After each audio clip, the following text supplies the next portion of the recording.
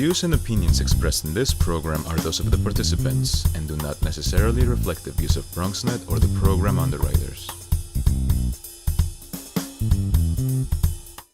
Sports NYC hits the road and heads to Cooperstown, New York for Mike Piazza and Ken Griffey Jr., who enter the hallowed halls of baseball's Hall of Fame. We'll talk with Cincinnati Enquirer Reds beat reporter Trent Rosecrans. We'll also catch up with MLB.com's David Venn. Then we'll go back to Citi Field for a special night for Mike Piazza and talk some more baseball with WBAI Sports Director Samori Benjamin. All that and more is coming up next right here on Sports NYC. Keep it locked.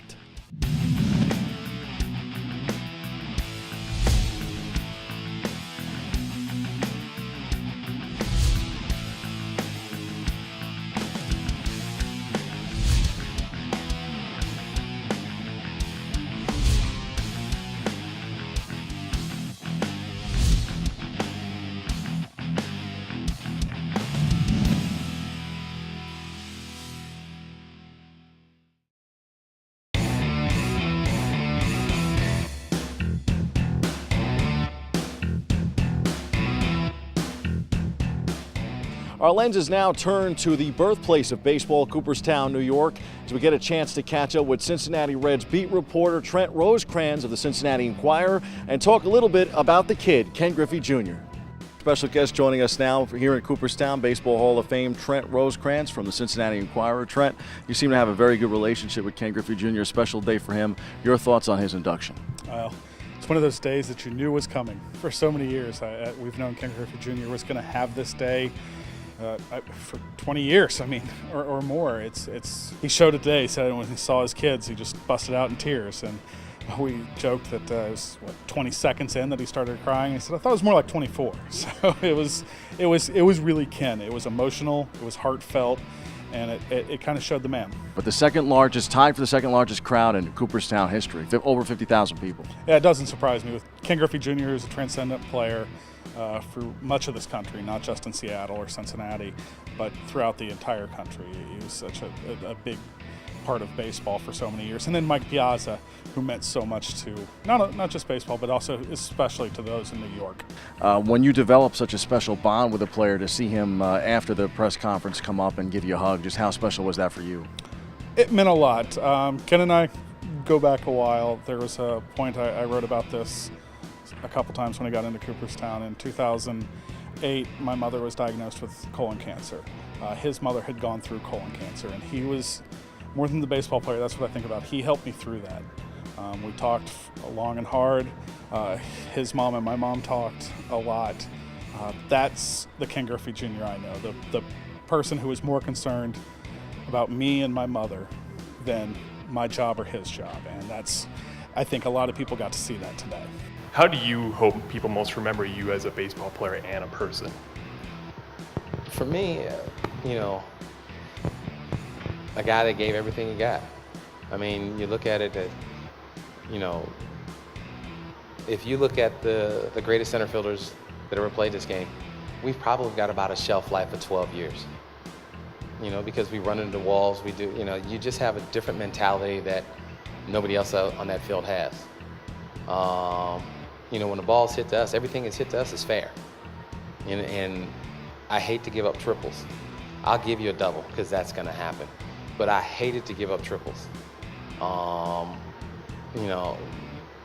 If I didn't get any hits, you weren't going to get any hits. And that's how I played. And, people question why I play that hard.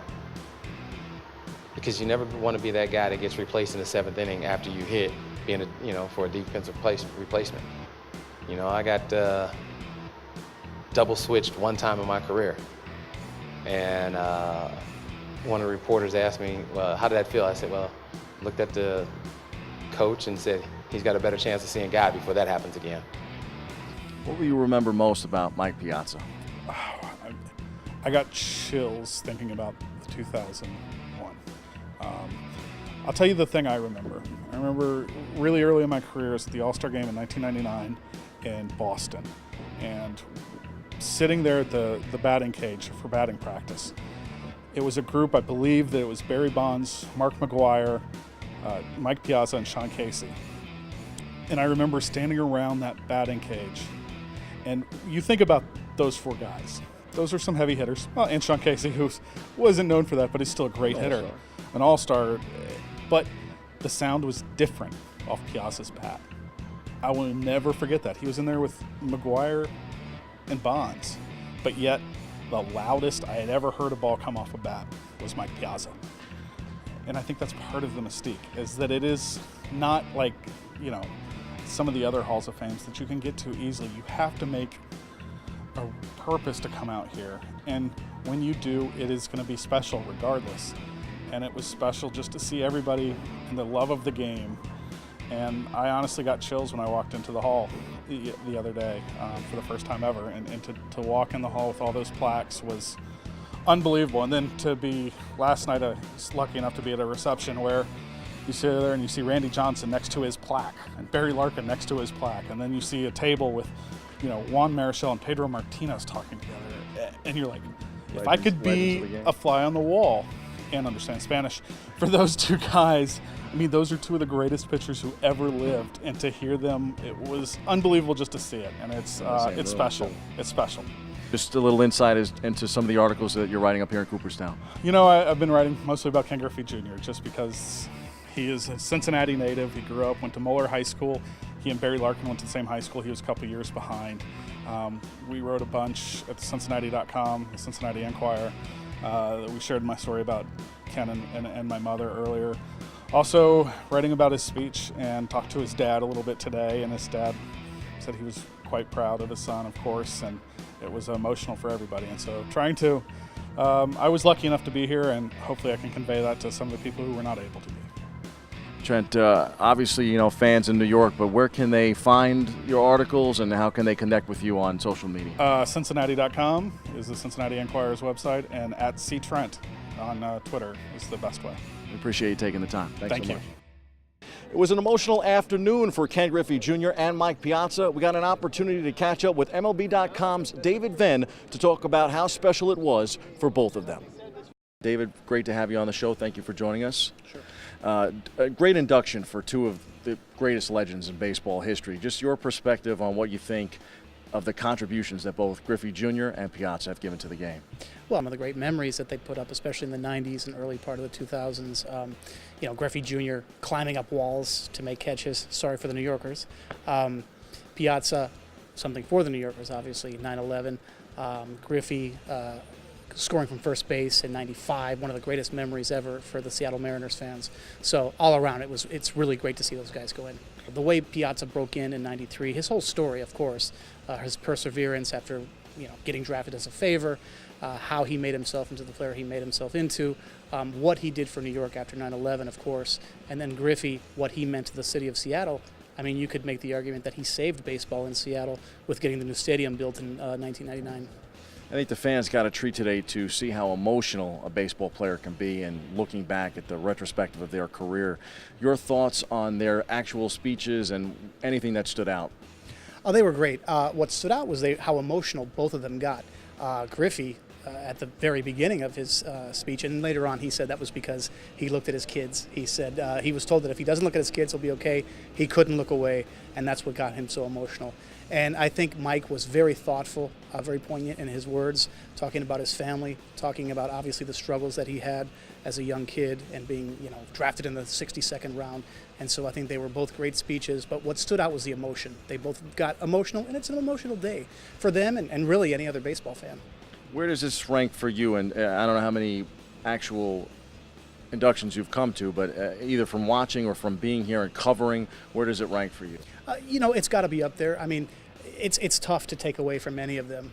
They're all in their own way are great. Each player's story is different, but certainly they did well today. I mean, they measured up to their Hall of Fame status with their speeches. So now we love to ask the reporters too. You get a chance to kind of hype up the work that you're doing, the content that you're putting out there on MLB.com and Espanol. Talk a little bit about it. Yeah, well, we're here to highlight content for Spanish-speaking audience, our Spanish-speaking audience on MLB.com, lasmayores.com. We're putting out text pieces, a lot of video, a lot of photos with my colleague here. And, we're focusing on a lot of the Hall of Famers. We talked to Luis Aparicio.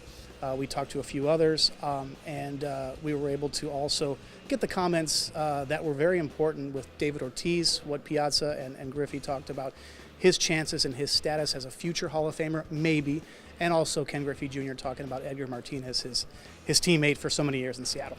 So where can fans log on to officially find that, and also on the social media feeds as well? Sure. It's lasmayores.com, LASMAYORES.com, or if you go to MLB.com, there's a tab on the upper left with Español, or just directly lasmayores.com. David, thank you for taking some time to talk about Ken and Mike on a great day here in Cooperstown. Thanks. We've got to take a quick time out here on Sports NYC, but when we return, Mike Piazza has his own memorable day at Citi Field.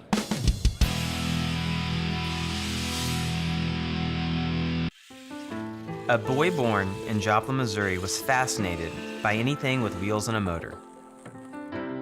The odds of him going on to fascinate millions with his talent? 1 in 260,000. The odds of this born racer having 157 career top 10 finishes in NASCAR? 1 in 125 billion.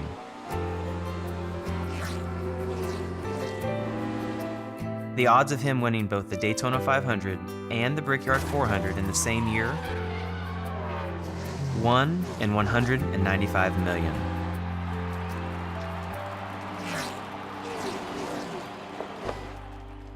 The odds of a child being diagnosed with autism? 1 in 68. I'm NASCAR driver Jamie McMurray, and my niece has autism. Learn more at autismspeaks.org/signs. Being prepared is a part of who you are, but it's especially important in the case of a disaster. Be informed about possible emergencies in your area. Make a plan that covers where you'll go in an emergency. Build a kit with the things you need to survive. There's no one more capable of planning for your situation than you. Start your plan today. Go to ready.gov/myplan.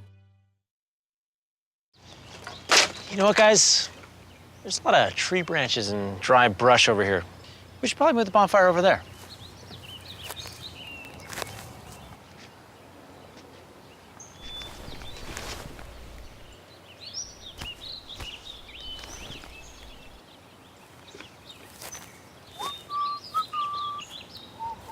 I'm guessing Smokey liked that idea.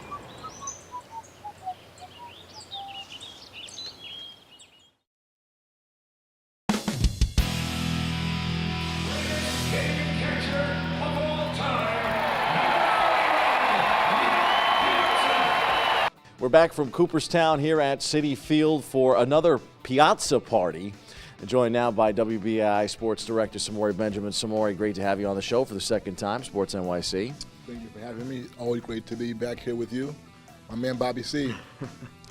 You know, Samori, I think it's great to see Mike Piazza get his credit, get his due, not only in Cooperstown, where he'll be immortalized as one of the greatest catchers of all time, maybe the greatest hitting catcher of all time, but of course in a very special place for him, and that's in Flushing. Definitely, and he's only the second Mets player ever to have his number retired. Other one is Tom Seaver, both of them Hall of Famers. The only two Mets Hall of Famers ever. It took Piazza a while because he, of course, played in the steroids era where a lot of guys were caught or linked to taking steroids. And Piazza, there was never any hard evidence that he took steroids, but many of the voters were wary and thought that he might have taken steroids for a little while.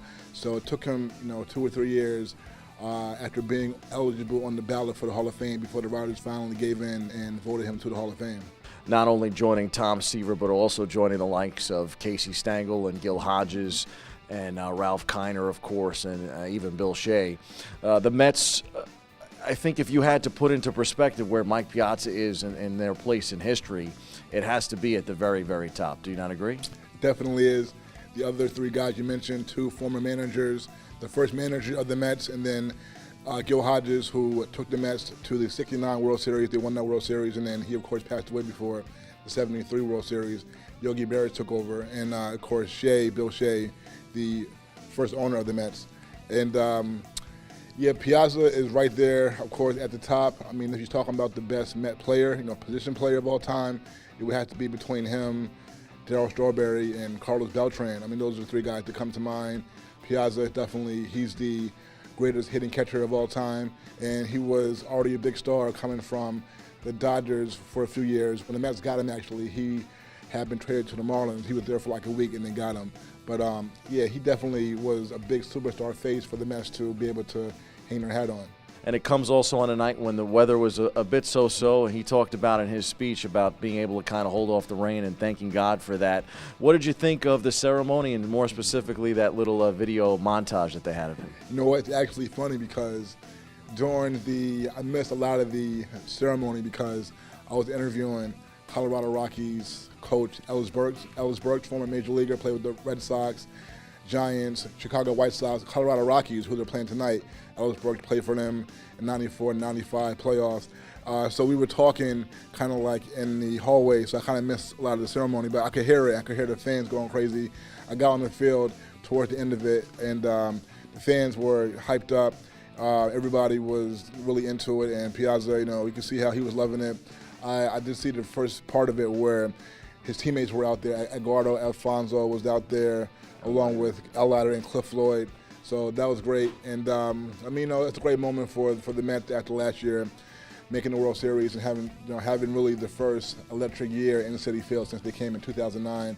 And now Piazza making the Hall of Fame, coming here to be honored, his number being retired. And 2 Mets have had their number retired, Piazza and Tom Seaver, so that's special. I will always remember that first game back after 9/11.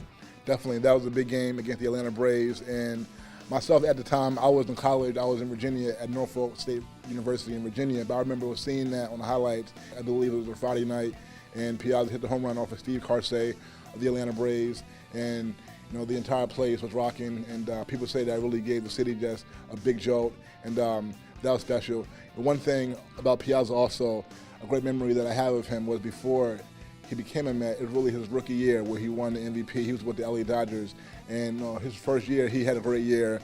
And the last day of the season, the Dodgers, they were out of the playoff race, but they played the San Francisco Giants. And this was 1993. It was actually the last year where there was no wild card.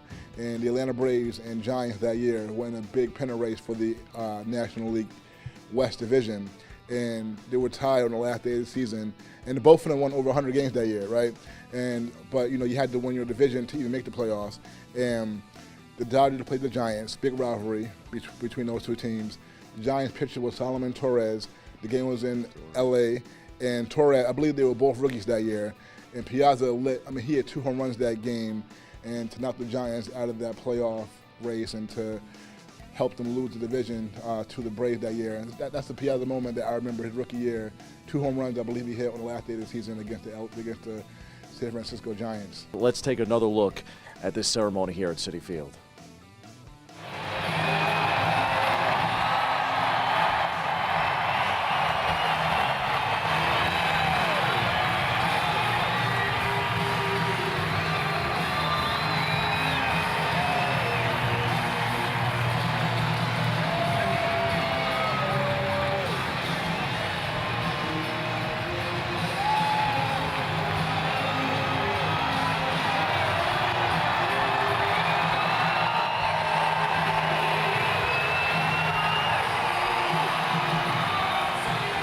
I want you to know one thing. The unofficial theme of my speech was that no one goes into the Hall of Fame alone. Each and every one of you is in there with me. Thank you. I truly love all you guys. And I just want you to know, you have given me an honor that no man deserves and no player deserves. And I think about all that we went through and all we lived through from the beginning to the end. And today, it's a new beginning. And I look forward again to coming back many, many years. God bless you guys. God bless your families. And let's go Mets! So Samori, Mike Piazza, and Ken Griffey Jr. get their day in Cooperstown, a special day for both of them. You talk about how great a catcher Mike Piazza was. I think one of the things that stands out is him being able to join such an elite group. Only 1% of major leaguers get a chance to be enshrined in baseball's Hall of Fame. Where does he rank in having his special day with a guy like Ken Griffey Jr.? Griffey Jr., he did get the biggest vote ever. He receives a higher percentage of the vote than any player ever. And before Ken Griffey did that, it was Tom Seaver. Griffey passed him. Very ironic. Griffey Jr. passed him, and well-deserved, because Griffey Jr., for someone like me, when he was playing, that was my childhood, and he was my favorite player. And to me, he was the best player that I've ever seen. And that says a lot, because he played with Barry Bonds, same era. But to me, Griffey Jr. at their best, Griffey was better. Just, I don't want to bring steroids into it, but Barry Bonds had the steroid issue. But at their best, natural, I think Griffey was the best. And Griffey, I mean, what a special player. His Seattle days were just amazing. He had that sweet swing, that incredible smile. He was like the perfect player, and everybody could relate to him. And just being a Yankee fan, he brought heartbreak to me. 1995, first time I ever saw the Yankees in the playoffs. Yankees were up 2-0 in the first round of the series, and first two games were in Yankee Stadium. Last three in the Kingdom. Last three in the Kingdom, and the Yankees go there. That. Yeah, and I mean, Ken Griffey Jr. had 5 home runs in the series, and he scored the game-winning run, of course. And I mean, that was a heartbreaking loss. I cried after that, you know what I'm saying? And I remember the next day was Columbus Day, and I was in 9th grade, and I remember I had on Sports Talk Radio, and I was just crying the entire day. I was sad. But Griffey, special player, and I mean, it's too bad that he had a lot of injury issues in his career. After he left Seattle, went to Cincinnati for a long time, he was never the same player. He had, his first year, he had about 40 home runs, but he had a low batting average. And then after that, he started having injuries, was never the same player. He would always come back and show flashes at times with the Reds. But just that first part of the career in Seattle, I mean, Hall of Fame. Special, yeah. He had like 399 home runs or something like that in Seattle. And I mean, he played with his dad. I mean, what other ball player has played with his father in professional baseball? They both homered back-to-back in the same game. I mean, that's just incredible. Amazing talent. I don't know if we'll ever see another player that special in our lifetime, really, Well, I thought it was great that Piazza got a chance to go in and be enshrined in Cooperstown with such a special player, because at that time I would say that you could make a serious case that with Griffey in the American League, when he was with Seattle, he was the face of the American League, the best center fielder in baseball. And over in the National League, I think the two best players at that time were Bonds and Mike Piazza. Right, and I believe Griffey and Piazza were on the same Sports Illustrated cover. I believe it was 1994. And so you're right, both of them were the men in their respective leagues. And Piazza, he not only was a great power hitter, but he was a great average guy with the Dodgers. I mean, he really did it all at the plate. And yeah, that was definitely a special era in baseball. I mean, think about the 90s, and it was just, I mean, it was magical to me, It's certainly been an emotional week for Mike Piazza, who spoke about this very special week for him up in Cooperstown. Only one of 2 men in the Hall of Fame to wear a Mets hat. Well, I mean, I think it's the way I feel about it. It's a gift to the Mets. The ownership. As I mentioned, Steve going out and getting me and signing me long term, and the way the fans in the beginning, as I've said, made me better. And at the time when you're going through something like that as a player, obviously it's tough. Myself coming from the West Coast, where the atmosphere was a little bit more laid back, and come into the cauldron of New York, it was different. And but it made me better. And I feel that for me, it was only natural that my time there and the way I was received and everything we had experienced was a natural choice for me. And the fact that Tom Seaver, obviously being the legendary Met, his history and everything that he encompasses, and even to a lesser extent Gary Carter, as the time that he had there as well, is something that's very meaningful to me. Absolutely. Samori, I know this has been an exciting couple of weeks for you because the Knicks have been wheeling and dealing and get a chance to be out at the ballpark and see some baseball. And, of course, the new news, too, that Amari Stoudemire is officially retiring as a Knick. He's such a close friend for you. The fans, of course, over time, whether you've been on Open or Sports NYC with us, they've known you as the voice of WBI, the sports director there. What's new with you and some of the stuff that you're covering?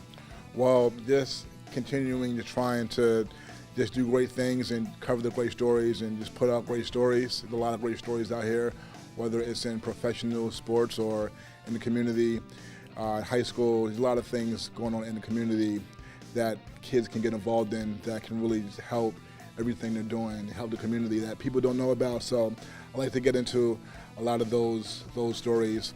And of course, always covering the Knicks, Yankees, Mets, Nets, and the football teams, New York sports. It doesn't get any bigger than that, right? So just just continuing to put out the best stuff in the city. I mean, that's all we can try and do, right? So where can the fans connect with you on social media? Facebook, I'm on there, Samori Benjamin.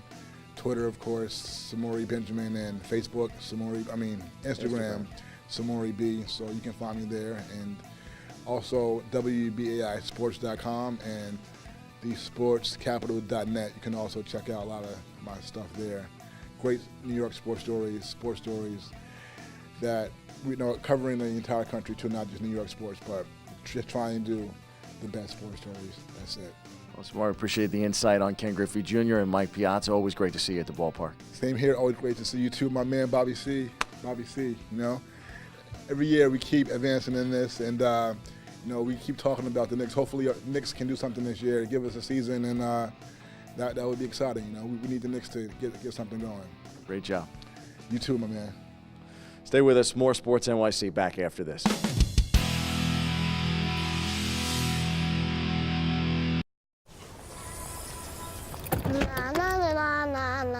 Are we there yet?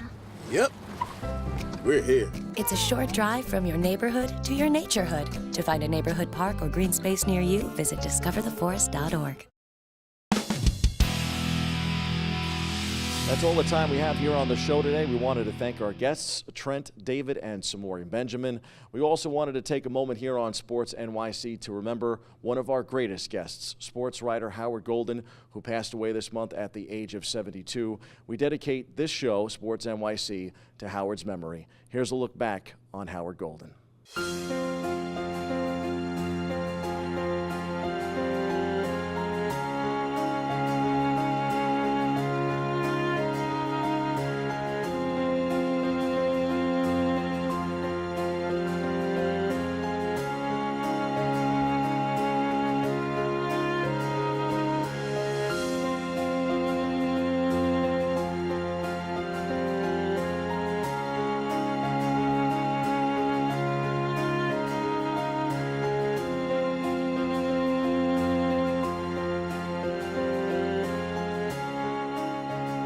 Coming to the ballpark just won't be the same. You are one of the finest sports writers I've ever known, but even more importantly, a much finer man. Rest in peace, Howard. We'll see you next time.